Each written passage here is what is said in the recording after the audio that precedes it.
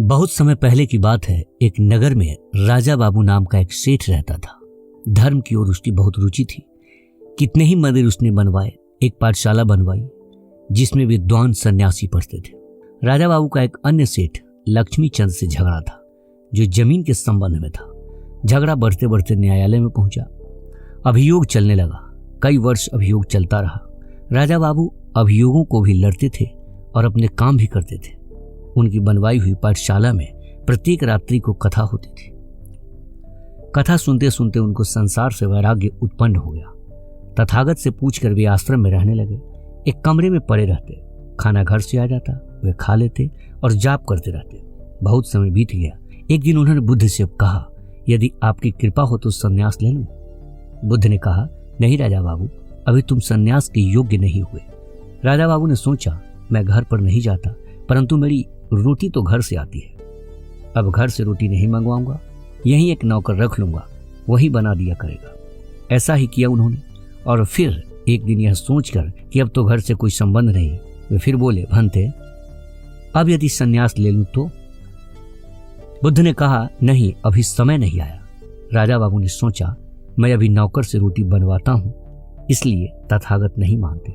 यह भी छोड़ दूंगा, भिक्षा मांगकर खाऊंगा और आराम की सब वस्तुएं भी छोड़ दूंगा। तब ऐसा ही किया उसने। सुबह के समय नगर में जाता, भिक्षा मांगकर लाता और सारा दिन आत्मचिंतन में मस्त होकर बैठा रहता। बहुत समय बीत गया।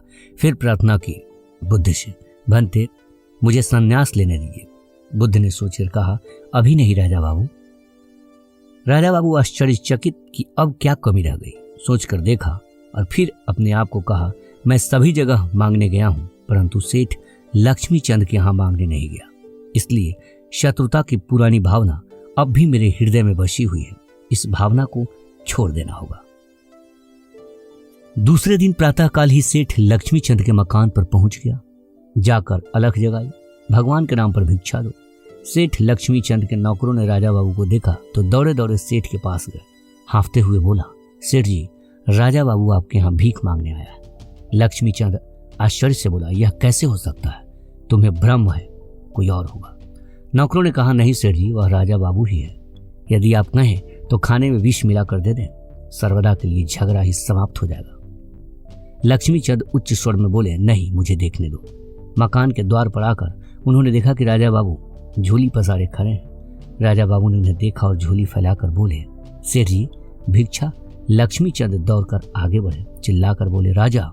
राजा बाबू को अपने छाती से लगा लिया। राजा बाबू ने झुककर उनके चरणों को स्पर्श किया। लक्ष्मी चंद भी उनके पैरों में जा गिरे। बोले, राजा बाबू, ऊपर चलो, मेरे साथ बैठकर खाना खाओ। राजा बाबू बोले, नहीं सेठ जी, मैं तो भिखारी बनकर आया हूं, भिक्षा मांगने आया हूं, भीख डाल दो मेरी झोली में। उसी समय एक नौकर भागता हुआ आया, बोला, सेठ जी, आपका तार देखिए, इस तार में क्या लिखा है? लक्ष्मी चंद ने खोलकर पढ़ा। तार राजा बाबू के बेटों का था, कलकत्ता से आया था। हमारे पिता राजा बाबू का कहीं पता नहीं लगा। भूमि का झगड़ा अभी समाप्त नहीं हुआ, किंतु इस जमीन को लेकर हम क्या करेंगे? इस तार द्वारा हम भूमि से अपना अधिकार वापस लेते हैं। हमारे पिताजी नहीं है, आप कृपा करके हमारे पिता बनिए, हमें अपने संरक्षण में ले लीजिए। लक्ष्मी चंद रोते हुए बोला, नहीं, ऐसा नहीं होगा। उन्होंने कहा कि भूमि उनकी है, मुझे नहीं चाहिए। मैं पिता बनकर उनकी रक्षा करूंगा। आज से वे केवल राजा बाबू के नहीं, मेरे भी बेटे हुए। इसके बाद राजा बाबू भिक्षा लेकर मुड़े तो देखा सामने बुद्ध खड़े हैं, हाथ में गेरुआ वस्त्र लिए। राजा बाबू को छाती से लगाकर बोले, अब तू सन्यासी बनने के योग्य हुआ। राजा बाबू, ये कपड़ा पहन। इस प्रकार जब तक मन के अंदर घृणा है, तब तक सन्यासी होने का क्या लाभ?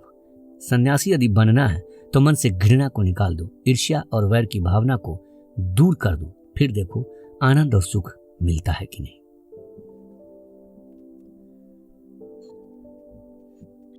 इसी प्रकार के वीडियो को देखने के लिए आप हमारे YouTube चैनल को सब्सक्राइब कीजिए, लाइक कीजिए, कमेंट कीजिए और शेयर कीजिए। अगर हमें आप पेज पर देख रहे हैं तो हमारे पेज को अवश्य फॉलो कीजिए।